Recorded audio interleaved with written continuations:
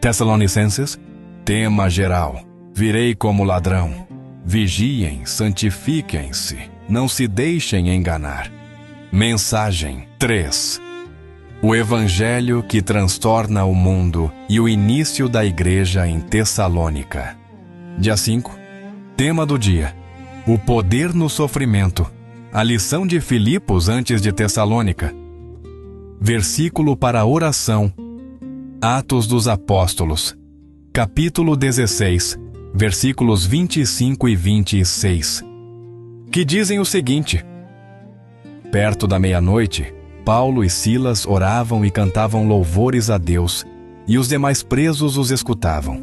De repente, sobreveio tamanho terremoto, que sacudiu os alicerces da prisão. Abriram-se todas as portas, e soltaram-se as cadeias de todos. Nos últimos dias, vimos que o Evangelho em Tessalônica é sinônimo de conflito. No dia 4, entendemos que, apesar das tensões internas entre Paulo e Barnabé, a missão avançou porque a equipe foi encomendada à graça.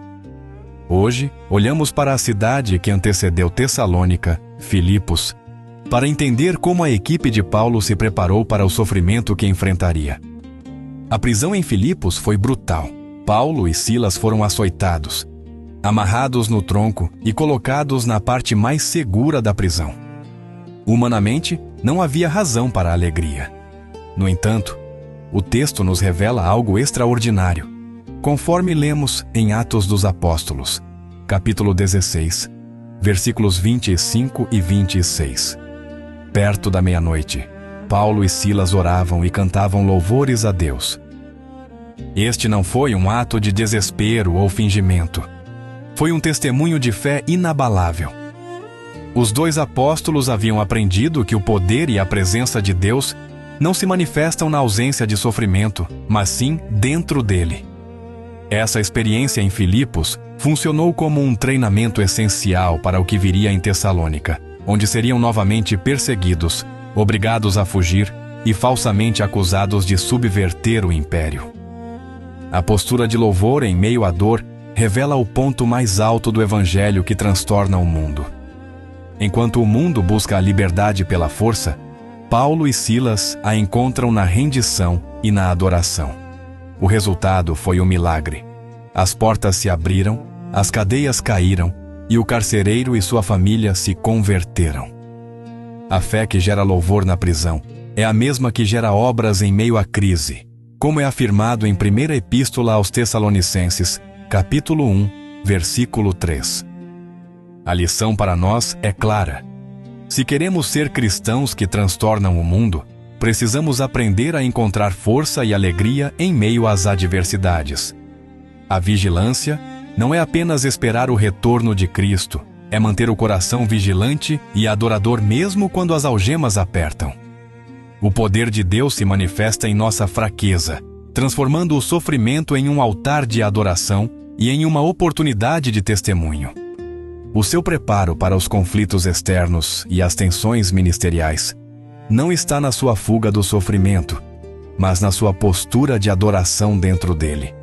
Assim como a experiência em Filipos preparou a equipe para Tessalônica, suas lutas atuais estão forjando a sua fé.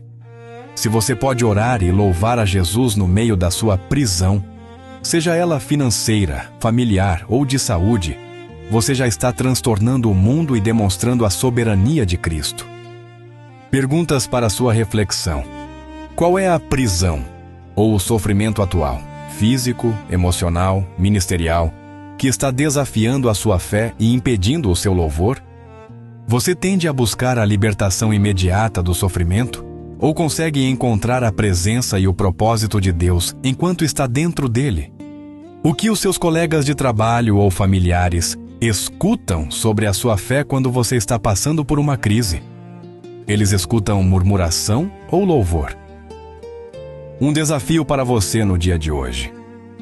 Adore no meio da crise. Escolha uma situação de sofrimento ou tensão que esteja lhe causando dor hoje. Intencionalmente, separe um momento específico para orar e louvar a Deus por 5 a 10 minutos dentro dessa circunstância. Lembre-se de que a libertação de Paulo e Silas começou com a adoração. Confie que a sua fidelidade no sofrimento trará propósito e poder. Deixamos para você uma sugestão de oração para o dia de hoje. Senhor Jesus Cristo, eu te agradeço pela lição poderosa de Filipos. Confesso que minha natureza me leva a buscar a fuga da dor e do sofrimento, e a murmuração se torna mais fácil que o louvor. Eu te peço perdão pela minha falta de fé e pela minha tendência a esquecer que o teu poder se aperfeiçoa na fraqueza. Eu entrego a ti a minha prisão atual. Dá-me a graça de Paulo e Silas para que, mesmo acorrentado, eu possa orar e cantar louvores a ti. Que a minha adoração transtorne os alicerces da minha dificuldade, não apenas para a minha libertação, mas para que aqueles que me observam, os demais presos, possam testemunhar a tua soberania. Fortalece minha vigilância para que, em vez de me desesperar, eu encontre em ti a fonte de toda a alegria. Amém.